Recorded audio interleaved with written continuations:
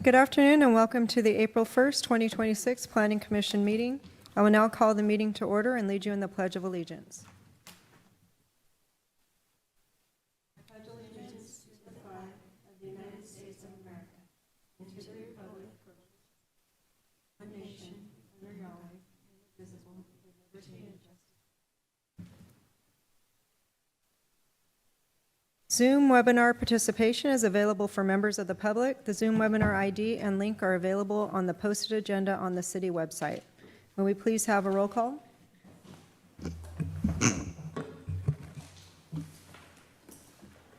Commissioner Rocamora. Here. Commissioner Rock. Commissioner Mora is running late. Commissioner Gutierrez. Here. Commissioner Meeks. Commissioner Pernell. Here. And Chairperson McKelvey-Day. Present. And can we have the staff introductions?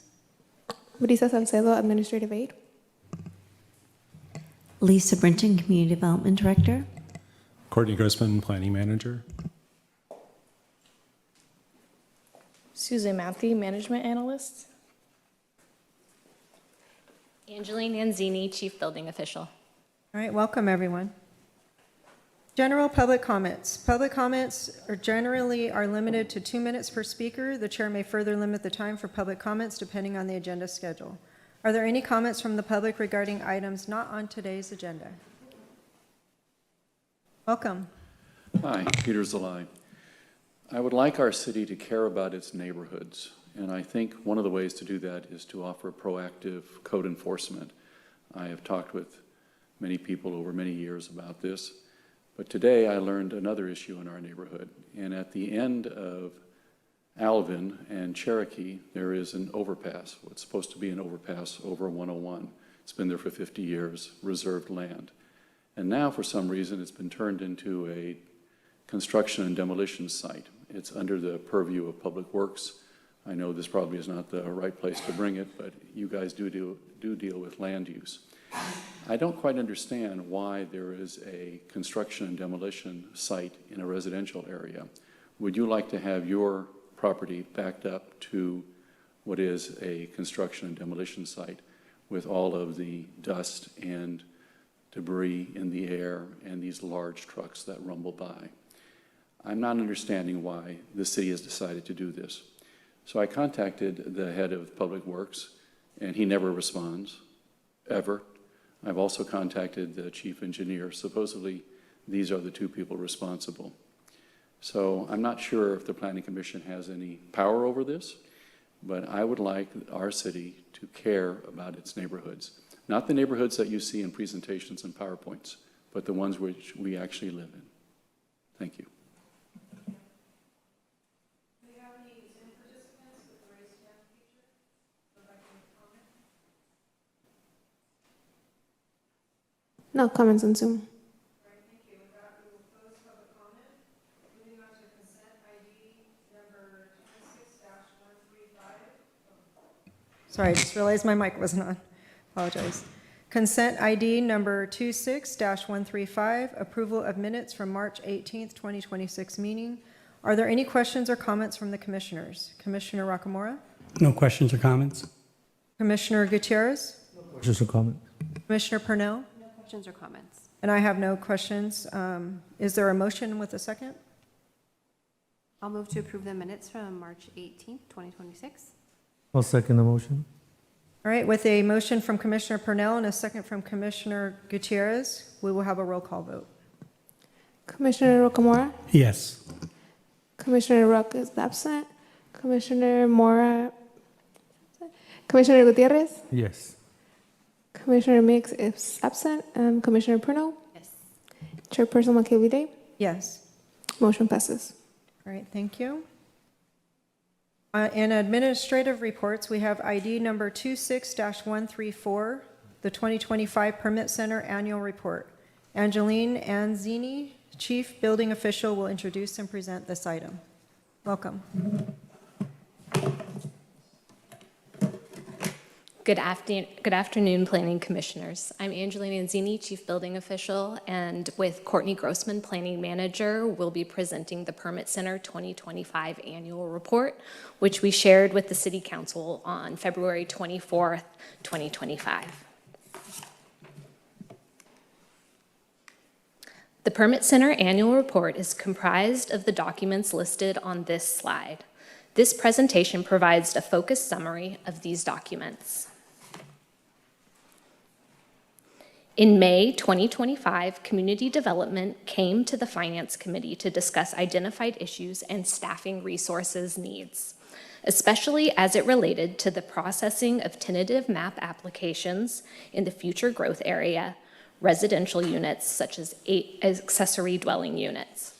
The main customer complaints were length of time to obtain a permit, lack of clarity regarding process, and the struggle to interpret conflicting regulations. These can be addressed through increased staffing, which would allow us to develop processes, create efficiencies, and bring clarity to the regulatory environment. This report highlights our progress in these three areas. In the 25-26 budget, we were granted 5 additional positions, which included permit clerk, permit technician, plan checker 1, senior plan checker, and associate planner. Oh, sorry, senior planner and associate planner. It's okay. There we go. Here's an organizational chart showing 10 positions were filled in 2025. These are shown in the purple color. The positions in yellow for a building plan checker just went through interviews and will hopefully be filled in the very near future.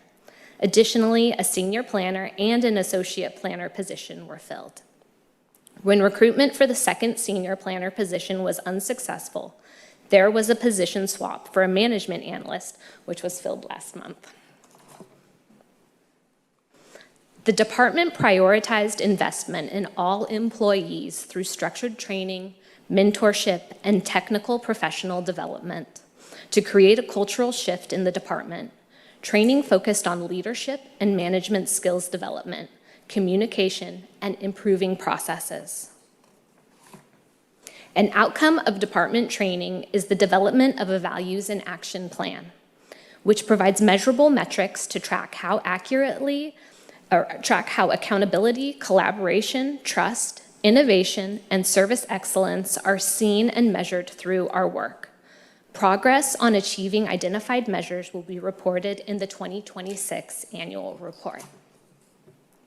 The next several slides focus on workflow tools and improvements being implemented to facilitate and process ADUs and the FGA tentative maps. Staff have obtained certifications as residential plans examiners and are completing training to stand up an internal team to shift reviews from outside consultants to in-house staff, which often provides more individualized attention for the applicant. Inspectors are providing property owners with code resource guides and diagrams in English and Spanish to identify the area ready for inspection to facilitate the accessory dwelling unit inspection process. Since 2022, the city has offered pre-approved plans to reduce cost and facilitate approval. In 2025, the average application to approval time is 53 days less than the typical accessory dwelling unit. To date, 60 homeowners have used the plans to apply for detached ADU permits. This provides workflow efficiencies in addition to a reduction in cost.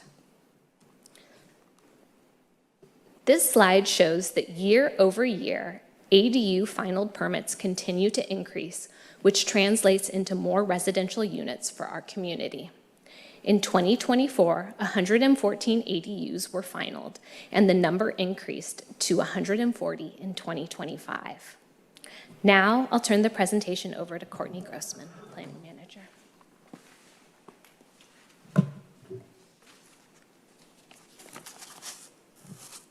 Thank you, Angeline. This map represents what we call the West Area Specific Plan Development Project. And in this particular slide, we will see 3 tentative maps that are currently in process. Going from top to bottom, this one here is the Mortensen development, followed by Matalora, and then Bondenson. These 3 projects are currently in the review process. The one at the bottom, Hardin, I think we had a preliminary application on it at one point, but no formal submittal yet to this date. This slide shows the next development area going to the east. So the west area would be to the west. This would be what we call the central area, which is sandwiched between and over by the east area. And each area has a specific plan. This specific plan is adopted. The west area specific plan is adopted. East area is still in process. In this particular slide, what we're seeing are 2 different subdivisions. East Baranda LLC, or what we call East Baranda Phase 1. This map has been submitted, processed, approved, and it's now in the final map stage. So this will likely be the first map when and where we start seeing development happening on the ground. There's a little sliver right here which represents one of the administrative processes of a multifamily development which is inside of what we call East Area Phase 1. On this part here called Christensen is a map that is currently in process, and that would be finally going through what we call completeness review, and then it will be coming to the Planning Commission and on the City Council, and then going into final map, similar to where the East Area Phase 1 is currently going.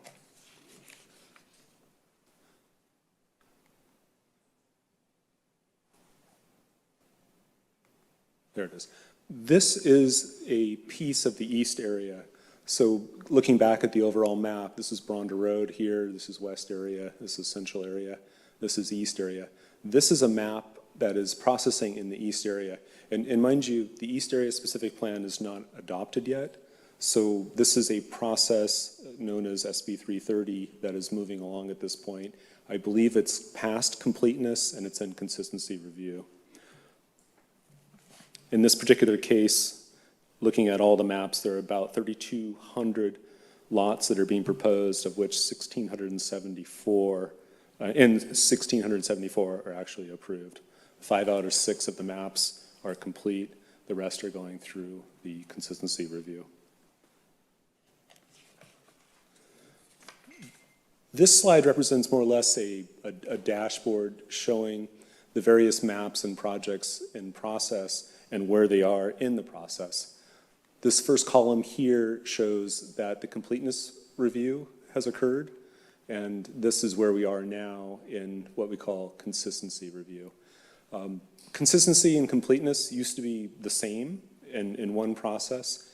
Now with SB 330, the process is broken down, so it's a little bit different than how maps were processed in the past. SB 330 is one of those state bills that came out with the series of laws out of the Housing Crisis Act of 2019.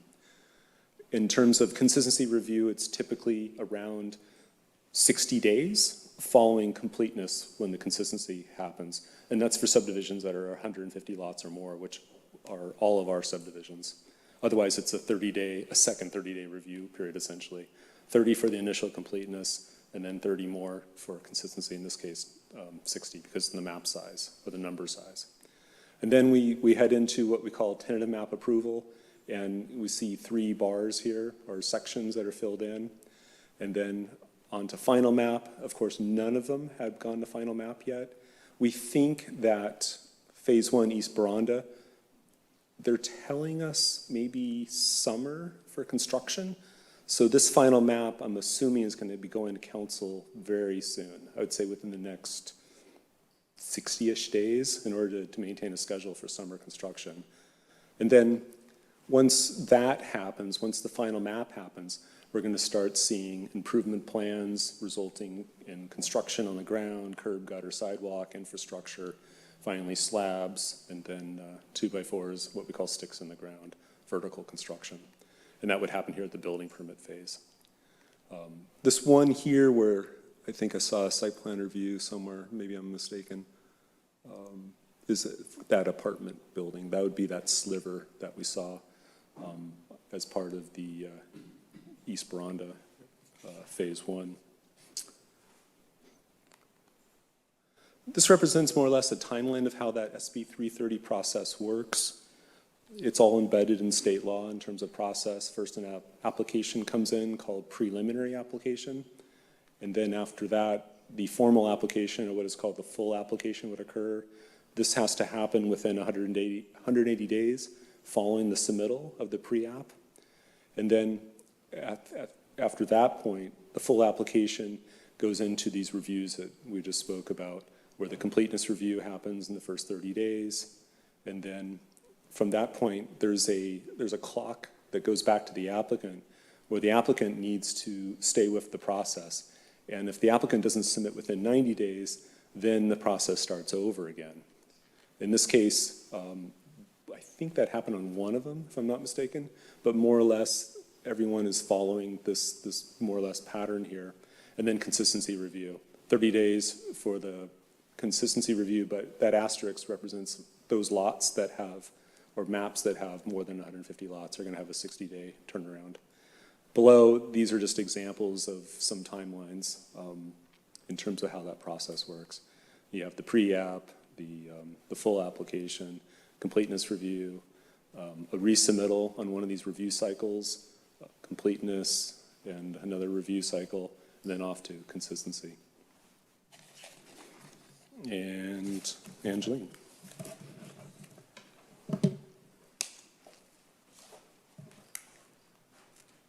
Oh, this last one's yours. So that will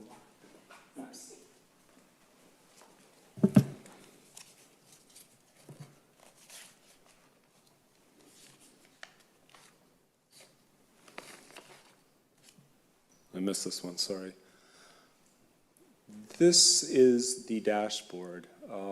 I believe it's just an overall view of where we are in terms of cross-department collaboration. What's happening is that there is a desire to put together another easier to more or less follow dashboard where some of our technology capabilities will be employed to put together a representation in real time, more or less, of the status of all the projects that are happening in the future growth area. We're working with GIS. This will be something new. We don't have this right now. I think it's going to be a good tool for us to use, but this will help us monitor progress and help troubleshoot where areas where potential misses could be forthcoming, and we can capture those before they become misses and get projects back onto schedule.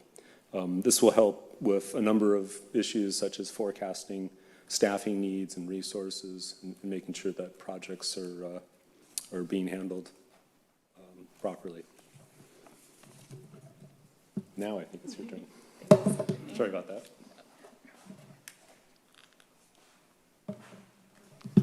Here we have the total permits applied by year. The total number of applications and the number of building permit applications has increased year over year. But there was a small decrease in simple permits between 2024 and 2025. Building permits are for larger construction projects and reviewed by plans examiners. Simple permits are fast-tracked and reviewed administratively. Here is a diagram of the simple permit process. Some examples of simple permits are like-for-like re-roofs, residential electrical panels, and plumbing water heater change-outs with the same fuel type. Steps 1 through 5 take 1 to 3 days for clerks to process. By providing a separate process for small construction projects, we are making the process easier and quicker for applicants.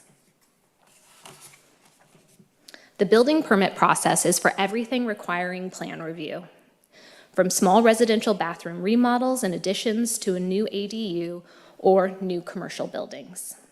A building permit application has a couple more steps than a simple permit. One of these steps is plan review because there are many more regulations that need to be verified.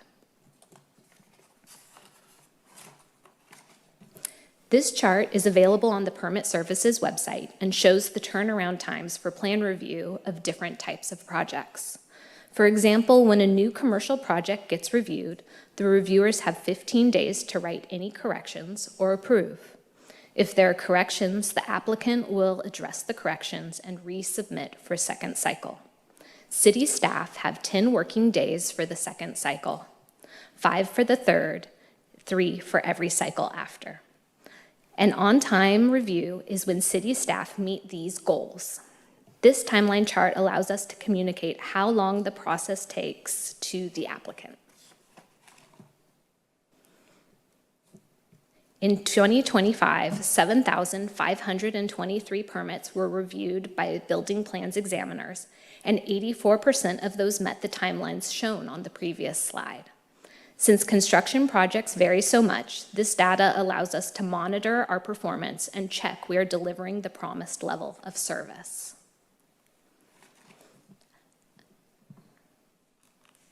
Oops. Oh, there, okay. Another way we want to monitor and improve the permitting process is to approve permits with fewer review cycles. You can see a steady increase year over year in the number of permits approved during the first and second review cycle. Additionally, no permits had a 10th review, and there was a reduction in permits with 9 cycles. Here is a real permit example where the process went smoothly. It took 41 days from application to issuance for a new ADU. Both the city staff and applicants were responsive and accountable.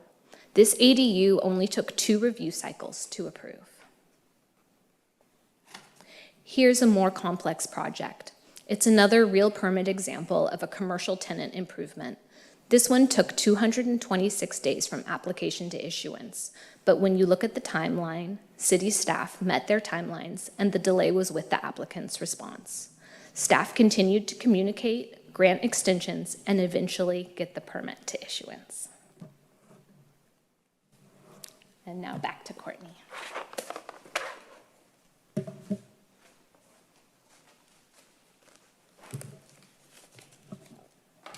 As noted earlier, there was a third area of internal hurdle or complaint, and this was focused on the challenge of interpreting the conflicting regulations. With that, the city is embarking on, and as we all know, the 2002 general plan is 20-something years old now, and we're looking at the 2040 plan. In this particular plan, it's going to create a new set of land use classifications known as place types. And with that, it would provide greater flexibility for development opportunities, especially for infill development. The schedule more or less shows how the timeline of that general plan update will flow. Given the schedule, we're hovering right around in this area between the March and April.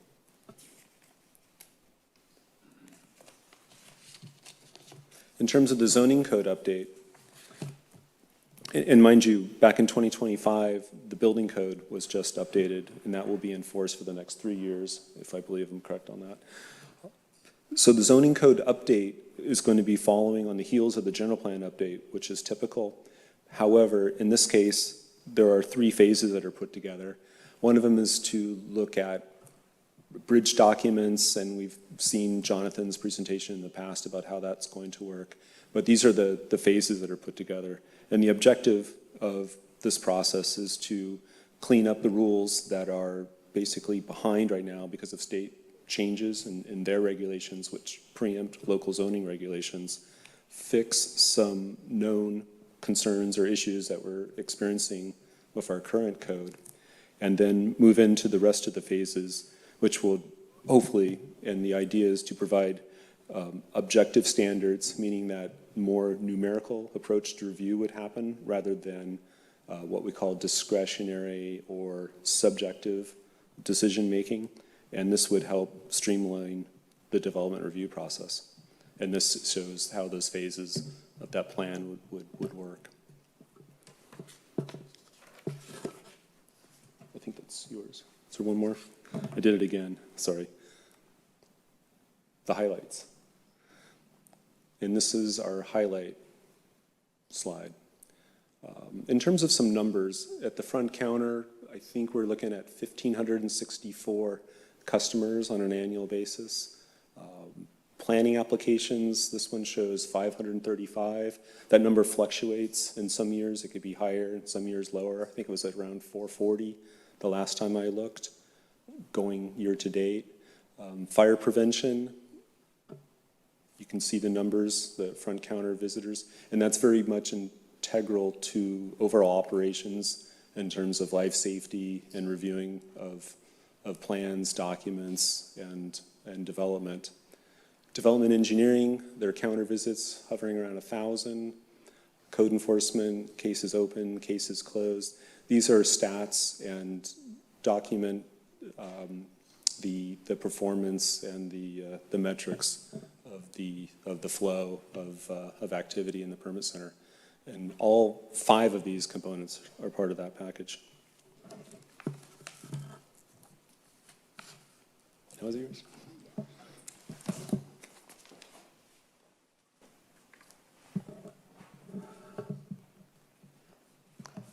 These highlights specifically relate to permit services. One of them is on-time plan review, which increased by 23%. And another highlight is the volume of inspections, which increased 13% from 2024. 1,158 of these inspections were virtual, which provide a workflow efficiency to help speed up the process. This slide presents all the phases of building permits over the past 3 years. There's been a 19% increase in the number of finaled permits from 2024. Finaled means construction is complete and occupancy is allowed. On new ADUs, occupancy means people can move in and live in the dwelling.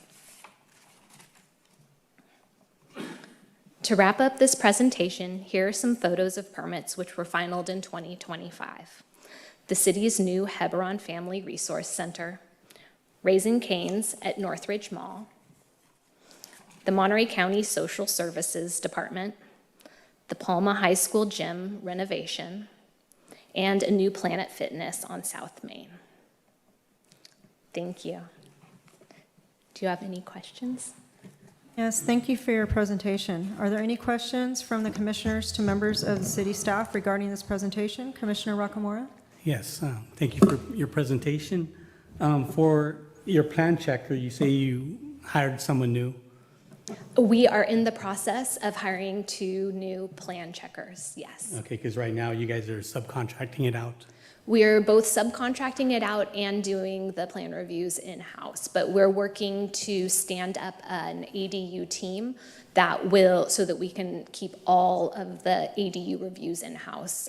The community seems to really appreciate being able to contact the plan reviewers and not going to the outside consultants for those. And so when you get the new plan checkers, it's going to improve the time, approval time? By a Yes, lot? we hope so. Our in-house review times are generally quicker than the consultants. The consultants work to a standard in the private sector that isn't the same as our city standard. Okay. And so simple permits. You talked about the simple permits and the building permits. The simple permits are you're talking about like window replacements, stuff like that? Typically, but window replacements are now governed by the energy code. So in previous years, window replacements were a simple permit, but because of the state law changes, they now require a plan review. And how long does that usually take? Well, it follows the guidelines we saw for plan review. So typically it would be a 5-day review for a window change out. Okay. And then you said for ADU approvals, it's 53 days less. And normally, how long was that again? You said to get ADUs? Let me open that. I think I have that information right here.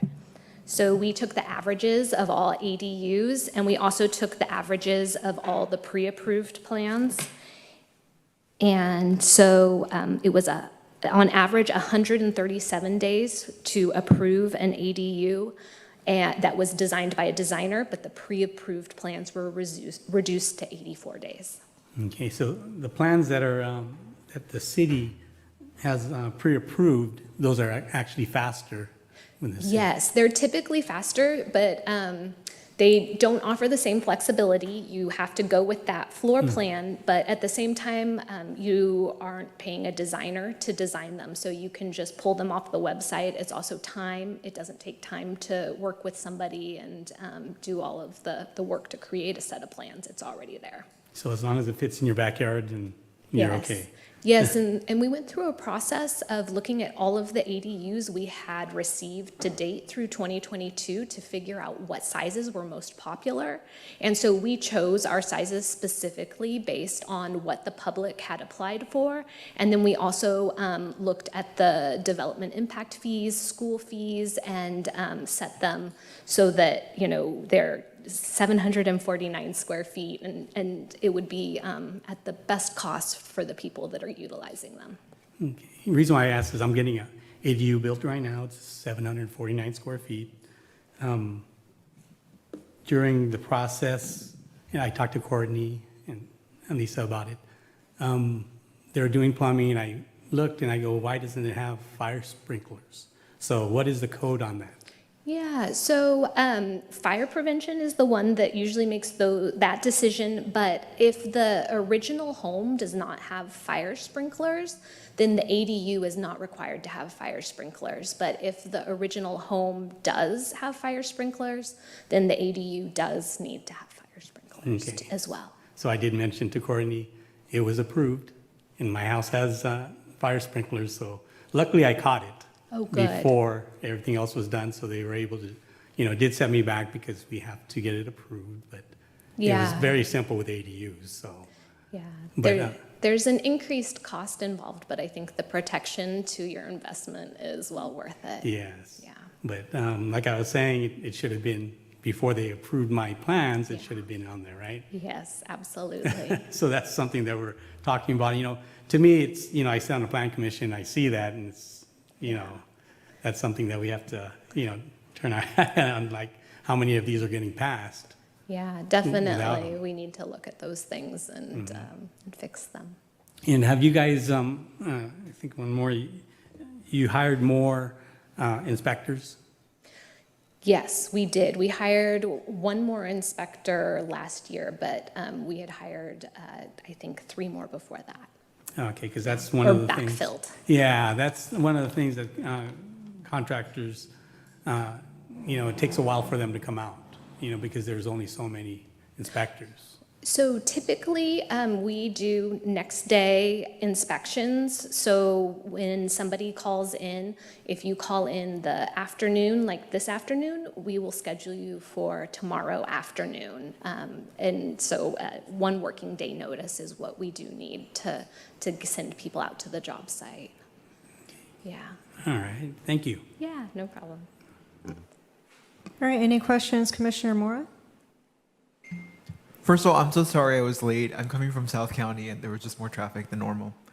Thank you so much for the great presentation. I also really love the information on the ADUs. I think I was around when, I vaguely remember when they first were rolled out and how this would be a benefit for the community, and it's great to see that they have been implemented and that people are using those pre-approved plans and that it is resulting in a faster track. If I recall, there's 3 pre-approved plans, right? Yes, there's 3 pre-approved plans and there's 4 different, Okay. 4 pre-approved plans and, 5 designs. okay, 5 designs. 4 different architectural styles, yeah. Has that have you found that that has like saturated the need, or is the city willing to invest in more pre-approved plans, or would that be a worthwhile investment for the city? Do you have any thoughts, Lisa? At this point in time, there have only been 60 applications that individuals that have taken advantage of them since 2022. And we found, and Angeline can testify to this, that many times an individual will start with that pre-approved plan, but they'll want to customize it. Well, I want to use this plan, but I want to add this, or I want to change this, layout. And that triggers them to a whole new application. So I don't think, we're definitely open to that if there was a particular unit size or type that's being, presented as a need, but at this point in time, I'm not seeing the demand for usage as well as a different type. Thank you. And then, are most applicants able to go through the process and resolve the, you walked us through the kind of workflow and how they get to respond if there's an issue with the application. Are they typically able to do so alone, or is this something that they have to contract with a third party to help them get through the process? How does that typically work out? Is this just permits in general, or is there a specific type of permit you're thinking about? Oh, I'm now blanking, but there was you brought up both the building plans and the city's number of days that the city had to respond, and there was an opportunity for the applicant to correct issues that had been identified.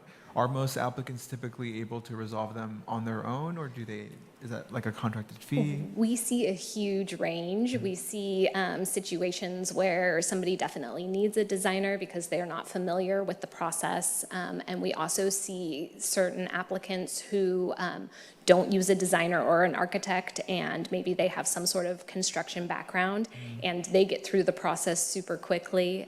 But typically, if time is what's important to people, then using a designer or an architect that's familiar with the codes and familiar with our jurisdiction is going to get you through the process the quickest. But we have guides on our website for typical things like kitchen remodels and bathroom remodels that walk you through every single item that needs to be on a set of plans, and then provides a checklist with all the notes that meet the state codes, so that if people do want to prepare those for themselves and they're in a situation where this is the first time and probably the only time they're going to apply for a permit, we hope we're setting them up so they can get through the process quickly. We're also working on a similar checklist for ADUs, so that as people go through the ADU process, they will have a list of everything we look for, and I'm hoping things like that will prevent something like your fire alarm situation. Yeah. Thank you so much. That's it for me. Commissioner Gutierrez? Yeah, I got a couple of comments and some questions as well. So, thank you for the presentation, both you and Corny. Comments is someone who deals constantly with the permit center because of my work. Most of our permits are simple permits. Thank you guys for making it easy for us to do that. I'm a big supporter of the planning department. I deal with not only the Salinas City Planning Department, but also the permit center, but a lot of different permit centers from different cities in the county.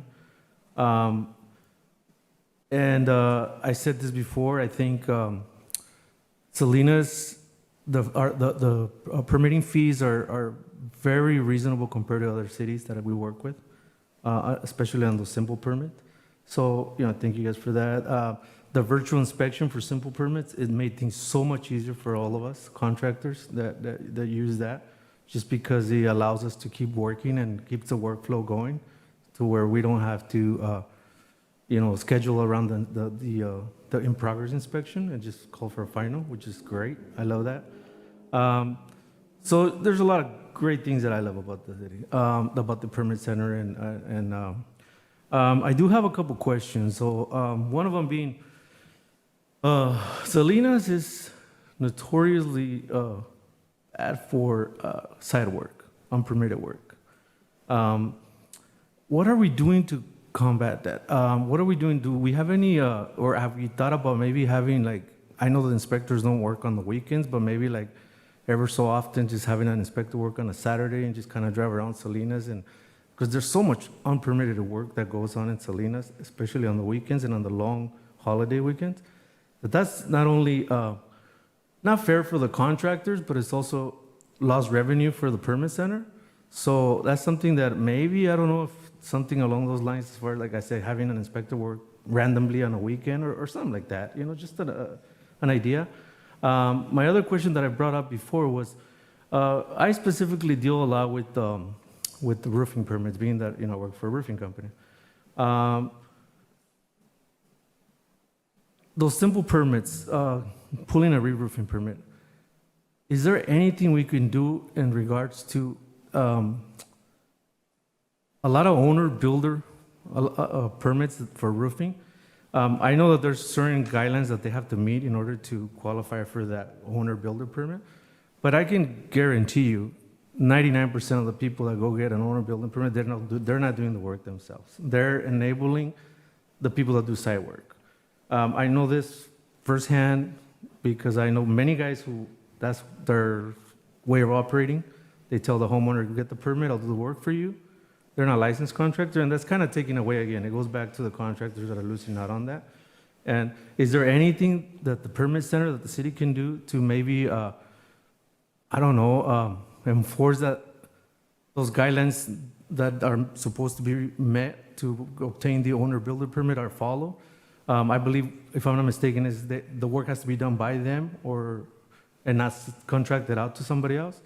Yeah, it has to be done by them, or if there are subcontractor clauses, but that person would have to have a license if a homeowner was subcontracting. That's what this whole out. thing comes down to. Yeah. A lot of that happens because the people that they're hiring doesn't have a license. Now, in my personal opinion here is that if there's somebody that is making a living off of a certain trade, in this case, we're talking about roofing, there's absolutely no reason other than you trying to not do things the correct way for you not to go get a license from the state. Because one, all you need is a driver license, so they don't even check nothing else other than your driver license. You have to pay a application fee. You have to take a test, and then you can actually take that test in Spanish. So it's in Spanish and English. So if you tell me that you don't have a license, it's not because you're not able to do it. It's because you don't want to do it. Because it's all pretty much there to do it. You know what I mean? Mm-hmm. I understand a lot of times was the language barrier where they were scared of taking the test because it was in English only. Now it's in Spanish. It's been like that for years. And I know a lot of people that have gotten their license because now they can take it in Spanish, which is great. That's all we want. We just want to be able to compare apples to apples and keep the prices fair to everybody. So, yeah, trying to monitor a little bit more who you're issuing those simple permits to, and making sure that they're the ones doing the work and not contracting somebody else under the table. That would be awesome. And maybe I'm being a little biased here because, like I said, I work in roofing, but.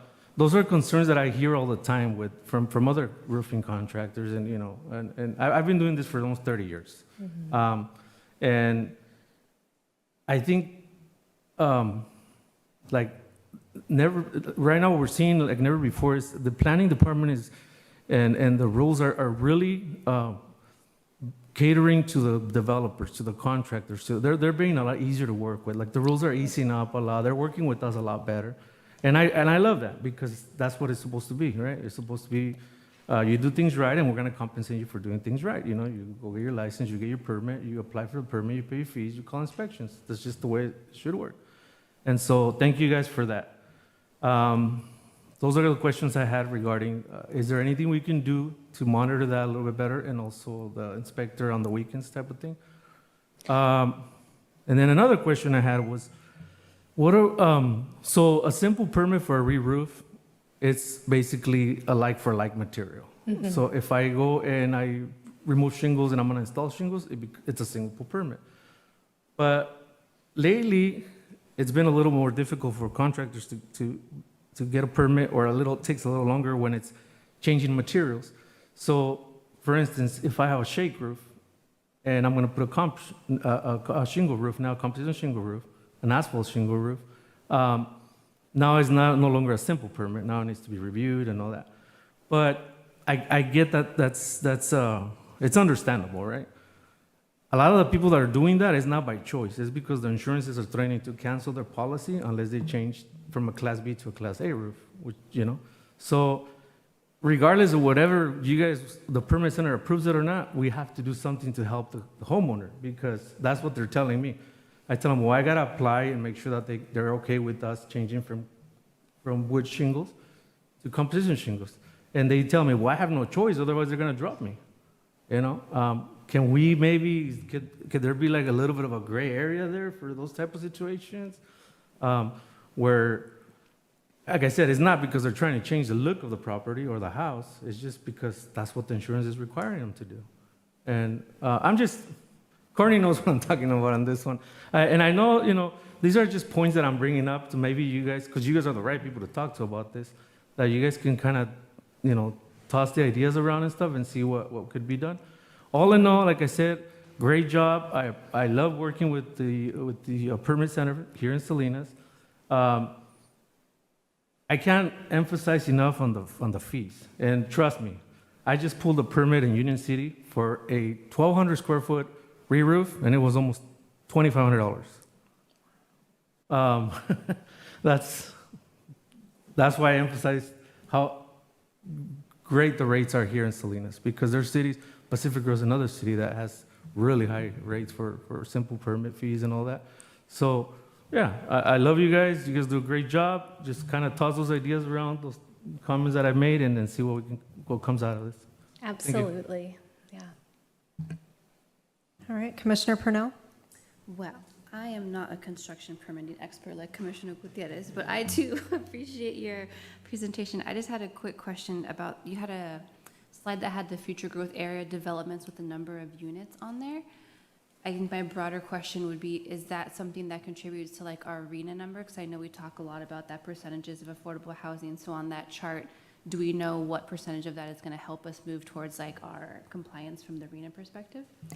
So the entire number, you know, which is the 3,200 in play plus the 1,600, all contributes towards RENA in the year that the building permit is issued. Oh, okay.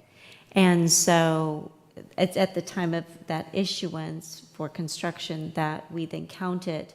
And each of these tentative maps will have a housing plan, which will demonstrate compliance with the inclusionary housing ordinance. So at this point in time, we do not know that breakdown or exactly in which phase or location the unit, we don't know the unit type or affordability levels.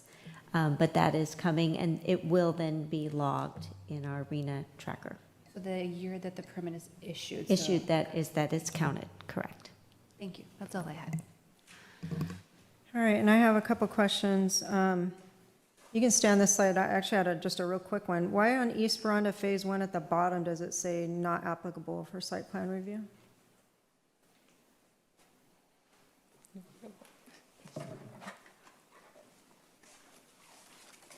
So the sixth project, East Veranda Phase 1, is listed 3 times.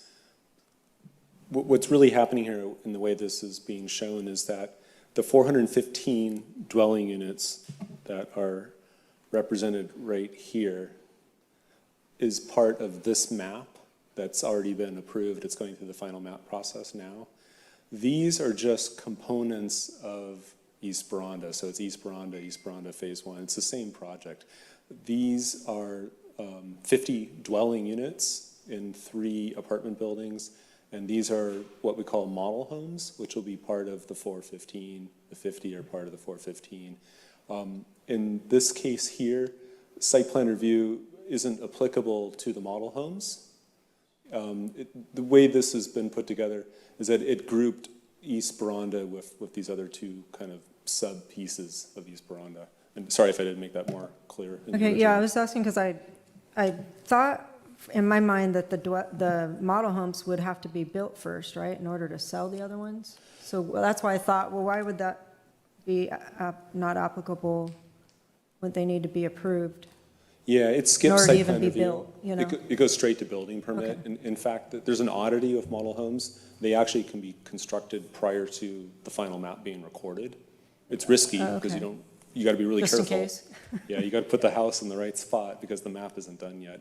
But yeah, the model homes can go forward before the map is recorded and does not require site plan review. Okay. And then I had a question about the 60 ADUs. So you just put 60. I was wondering, I heard you say, or Lisa say 2022. But in our numbers, we were looking at, like, where did those 60 fall? I guess I was kind of trying to connect the dots of the 60 that were used, but then you showed it like per year. Yes, I didn't divide them up by year. That's total that we've received since we started the program in 2022, but I could get you that information. Okay, yeah, it was more out of just trying to see, okay, the ratio, you know, of which ones are approved. And then kind of to piggyback on Commissioner Mora's question about when somebody has, like they come in and they decide, oh yeah, we're just going to go with the easy plan, and they start changing their mind, like how hard is that for them to switch gears? So they have to go through a new application process. Okay, so they start over. They start over, and they've also decided not to use something that's already prepared. They're going to find their own designer. That designer is going to work with them to create these plans, or perhaps they have the knowledge and are going to prepare the plans themselves. But it's starting the new process over. Okay. And then I had a question about a couple questions regarding, and I do love the improvements. I mean, we are definitely going in the right direction. So this is more little fine-tuning questions that I have. At one point, I did a real deep dive into, I had a few things I was trying to do myself without a professional, and also just trying to find the information. And I know it was, you know, brought to Lisa's attention. I know she's really working on that, and I'm sure the rest of you are involved in that. But has there been a review when you search as a consumer, you know, or you know, resident, and you say, I want to do this, when I search, what comes up? Because what I was finding was if I said, I need a permit for this, what was actually coming up was an old document, and I print it out and I'm going by it, and then I go to planning department and I say I need help. Number one, it was like, well, do you have an appointment? Well, I didn't know I need an appointment. You know, and then when do you come back? They were, at least the time I went in, they were gracious enough to see if someone was available, even though I didn't have an appointment. But some of that was like, I just had no clue. I don't do this all the time. I'm not a contractor. And then again, when I'm showing them what I prepared to try to ask my questions about that I got stuck on, they're like, oh, that's old. We're not doing it that way anymore. So, you know, with these new things that you're coming up with, I love it, you know, but can we also do like kind of a backpedaling of, if I'm just searching, is there some documents that are still out there? Are there pages that are not linking? I just had something that came out from the city in an email, and I love that communication. But I clicked on it, and it just goes to a dead page. You know, so I find that pretty often, though. So I think sometimes as we're moving and shaking, and we're like, oh, we have this new thing, we're not always double-checking, okay, what is it like if I'm just act like I don't know what I'm doing here? Yeah. You know, because our mind is already going to know, I know where to look for that. But what about me when I'm trying to look for it? And same thing, we get a lot of that response, well, you know, it's all the old stuff, like, well, city doesn't respond, city doesn't do this. And so you're coming forward with all these great improvements, but are we relaying that to the public? I love that you mentioned the checklists and revamping those, having a guide. You know, and I was picturing, like, if I go in there and I can't get an appointment right away, is there at least a pamphlet I can take with me and start off with putting some of my materials together before I set an appointment? Most people don't have a free schedule, that they have multiple occasions that they can just keep coming in and coming in, you know, so I want to be prepared if I have to take off of work or whatever else I'm setting aside. So I was thinking of that, like a pamphlet, kind of like where to start, like you said on the website. Now everybody has a website though, so maybe having some of those pre-printed that they can hand out. And then to that, your numbers that you had for the front counter, are you capturing people like my scenario I just gave, that just show up and then don't have an appointment? You know, so you're showing how it's served, but how many people are maybe just showing like, is that tracked anywhere? Because I see that across the counter, like these are the different things, but they actually got in the system and logged, right? Yeah. Yeah, so nothing of just I walked in and I don't know what I'm doing, you know? Yeah. No, it's not currently tracked, but that is a really good idea to monitor that and see what percentage of people that's happening to and how we might be able to fix it. Yeah, because then you know if they're returning. I mean, it'd be kind of hard to track, but you can also start gauging though, like, is the person saying, you know, the front desk person who you have a good gatekeeper there to say, you know, hey, you can just go to the website, or here's a pamphlet, you know, so that they can show that. Like, I was able to direct them to the website, because at one point, if you see your counter numbers going down, but it's because they're being serviced by your website or information you're now providing, you want to know that that's working somewhere. Yeah, absolutely. The other thing was that GIS dashboard. Who sees that? Is it only internal staff? At this point, it is in a test phase, and we're using it internally to better coordinate and hold each other accountable to deadlines and moving the projects forward. But the intent is to, once we get it dialed up, and having a public-facing component so that the public can see the progress, not the nitty-gritty behind-the-scenes details, but where they are in general in the process in terms of approval and then construction. Yes, okay. And then what Commissioner Gutierrez was talking about with the improvements, I agree. I think we're definitely going in the right direction. The question I was going to have that he mentioned that, though, was about how much of a pulse do you have on the challenges with insurances right now? And, you know, just what are the limitations? And I mean, even the insurance agents are having a challenge keeping up with it, but it's very frequent now that people get letters of, we're dropping you. And then we did a Google search and we think you have debris around your house. I mean, they come up with whatever. And then, so you're not planning on it. You don't need total roof replacement, but all of a sudden they're forcing you to do that, or at least they feel like they're being forced to.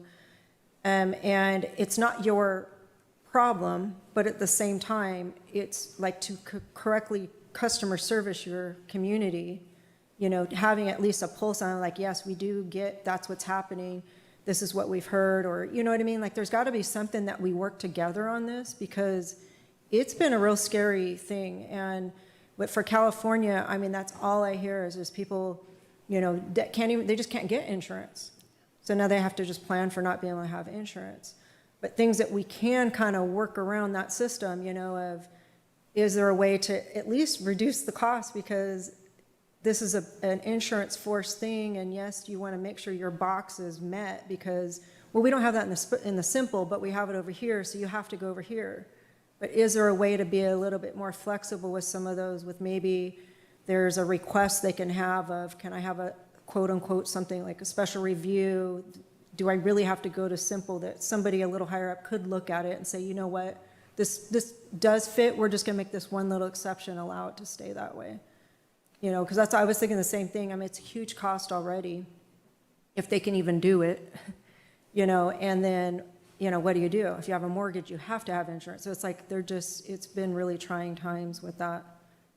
You know, so anything we do to be aware, and maybe getting with some insurance agents to come and speak to the staff and say, this is what we're seeing, you know, and brokers, because, you know, we have agents that only have certain products they can use, but also what are the brokers doing? I mean, they're going around like, you know, mad people trying to just figure out, like, okay, you just got dropped, now I got to find you over here, or this one will do it with this situation, this will do that. So it's just kind of a crazy world right now in the insurance area. Yeah, no, I think it's something planning and building could possibly collaborate on and try and think through a solution that would work for the public and staff. So I'm glad you guys brought it up. I noted it, and we'll look into it. Yeah, and let me see here. I think I just had one other question. Reading through all my notes. Oh, yes, about the unpermitted work. I think we all know that's happening. And it's really difficult because, again, back to costs. So if I'm a homeowner and I have to make a decision and the city's saying, well, do it this way, you know, it comes down to conscience. You know, do you have a conscience that's going to say, no, you got to do it the right way? Or are you just going to say, you know, just let me get the permit and I'll have so-and-so come in and do this for me. But very similar thing with the food trucks, you know, it's like if you don't have somebody out there enforcing these rules, I mean, it's so easy to get away with it. You know, or you go to the section on sign permits, you know, well, if I just don't get a sign, or a permit, and I just wait for them to call on me, I've gotten away with not getting a permit, you know, so, you know, how do we do that? How do we maneuver that without, you know, having to hire an army to go around the city? You know, that's a tough one, but I think as a community, it will serve us well as a community to make it competitive, you know, that it's not such a big gap, you know, where I'm saying, I'd love to do the right thing, but gosh, I just can't. You know, I've got to cut some corners somewhere, you know, so helping that, you know, just kind of close that gap a bit.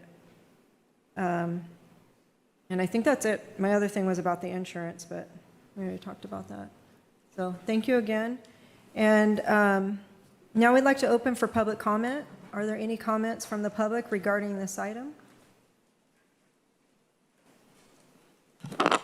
Hi, Peter Zelai. So in the Monterey County Weekly in January, there was an article in there about housing, and this was what was quoted. Permitting is particularly onerous in the city of Salinas, and it doesn't need to be. We need to reduce barriers. And so it sounds like we're trying to do that, right? But sounds like and reality are two different things. And so when I heard the number, I don't remember what it was, 140 days down to 83 days or whatever it was, an improvement of 50-odd days in getting a permit for an ADU. Hopefully I got that right. So when I did my ADU in 2021, I applied for a permit on February 28th, and I got it on April 28th. So I got it in 60 days. And so that was five years ago. And so it sounds like we're going in the wrong direction.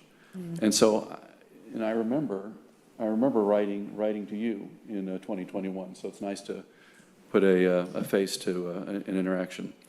But if all these pretty words, you know, they sound good, but do we have a metric to find out if that's actually true? Are we actually making progress? You know, it sounds good, these reports that we get, especially when they have, you know, nice looking PowerPoints and all the rest.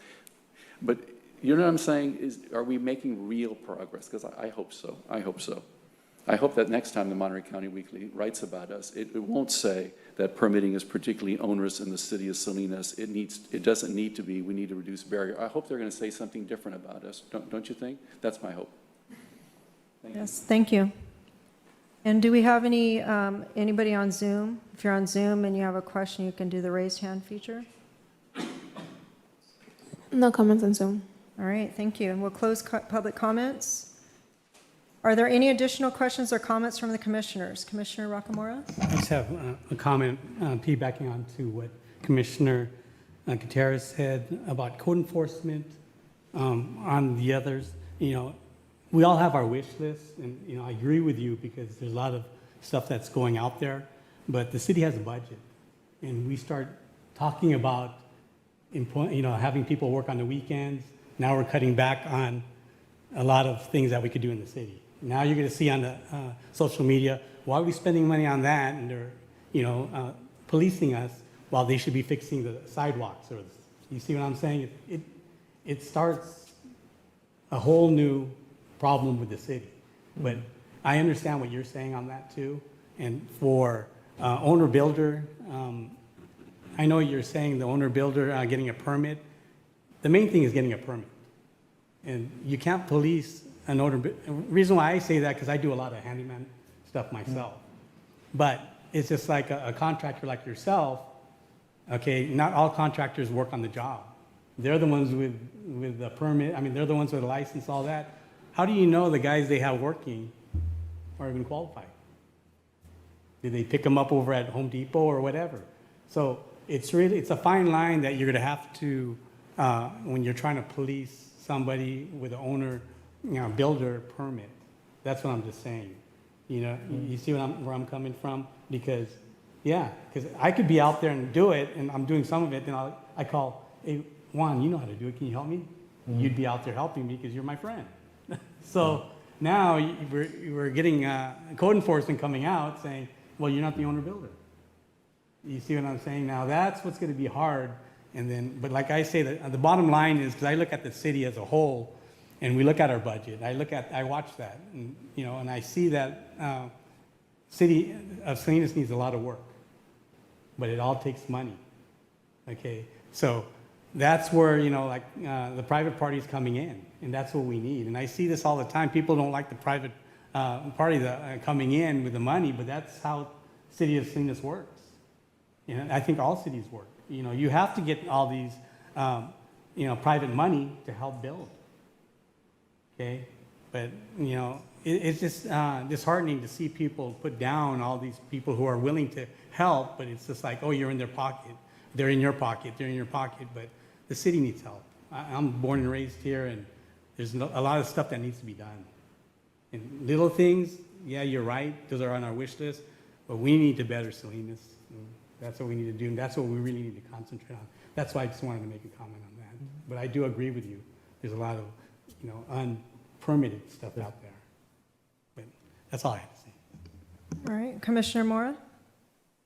Yeah, I mean, oh my God, that I could go on and on in response to that because it's a fascinating topic, right? I think I similarly had mixed feelings when you're like, oh, we added staff. I'm like, great, more capacity and then also more cost, right? So I always get nervous. But there are other models, right? Like maybe people can work alternative schedules rather than a regular 9 to 5, which may make it so that they don't necessarily have to add people together and still meet some of those needs for weekend coverage. People have lives, right? I'll just say that I'll make a quick request if the Planning Commission website could be updated. I know y'all send us reminders, but like I lost mine and I went to look for the schedule on the website, and I think the current schedule is from 2024.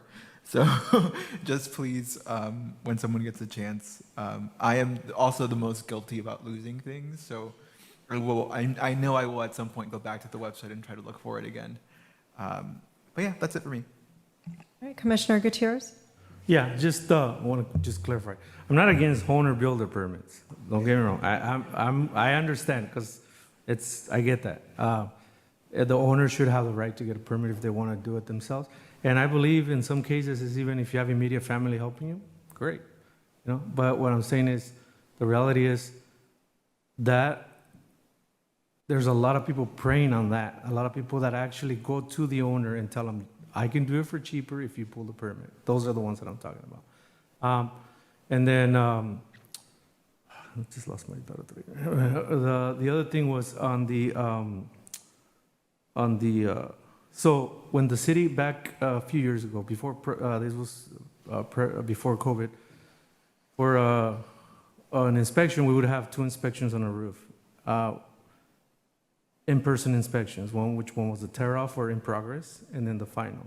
When we went to the virtual inspection, we eliminated 1 in-person inspection. So maybe not having that inspector out there in person can compensate for having them on a Saturday. You know what I'm saying? Because now you don't have that inspector out there, which virtual inspections, that's exactly what it sounds like. There's no inspector. We just email the pictures and then they review them and they say to proceed. So we eliminated the need for an inspector to physically go out there for one of the inspections. So that's one thing. And also that, let's remember that the planning department and the permit center is a revenue creating department. So the more we enforce those rules, the more money that's going to come in, right? So that money should be, it's like I'm going to enforce the rules, it's going to create more revenue. That revenue is going to go towards keep to enforce those rules better. So it's kind of one of those things. That's what I'm nothing against anybody out there or people using their cousin or whatever they want to use. Like I said, maybe I was being biased because I am in that, but I think like I said with the insurance thing, a little gray area and everything, it's okay. The problem is when one starts getting really lopsided. I speak of this because the state of California is really tough in regulations when it comes to, I'm just going to speak of roofing contractors, right? We have to pay some of the highest workers' comp rates. We have to pay some of the highest liability rates. We have to pay They're super tough on us. And if we can get a little extra help from our local permit centers, it makes it really hard to do business. That's all I'm saying. That's the only reason why I'm saying it. Not because I want to make more money, no. Just because it's really tough to stay in business with the regulations that we get from the Contract State License Board, you know, as it is. And when you're competing against someone that doesn't have any of those requirements, it's almost impossible to stay in business. It's almost impossible to compete. That's all I'm saying. Now, that's always going to happen, and that's always going to continue to happen. Nobody can police everything 100%. I'm just saying, let's not let it go too far, because at times it seems that way. It seems like, well, I mean, I've had situations where it's harder for me as a roofing contractor to pull a permit than it is for the homeowner to pull a permit. So can you imagine if I, as a roofing contractor, I told the customer, you go pull the permit, I'll do the roof for you, and I'm still insured, you know, but you pull the permit. Sometimes it sounds like that's the easiest way to go, but I'm not gonna do that because it's just not professional. I'm not gonna have my customers go get the permit themselves, you know. That's why they're hiring me. So that's just, but, you know, I respect the opinion and everything. It's just, that's kind of where I was going with it. Nothing, you know, nothing against anybody. All right, Commissioner Purnell? No questions or comments, just thank you so much for your presentation.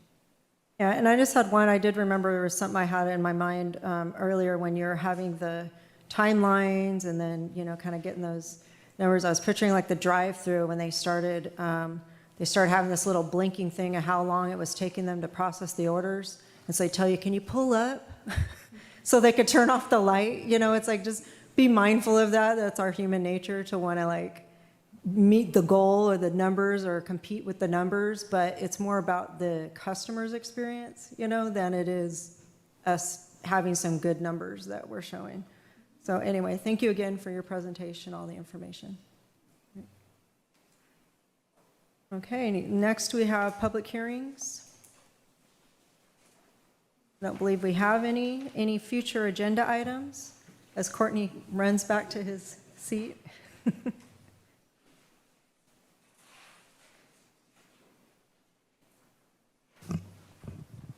Yes, we have a April 15th hearing coming up.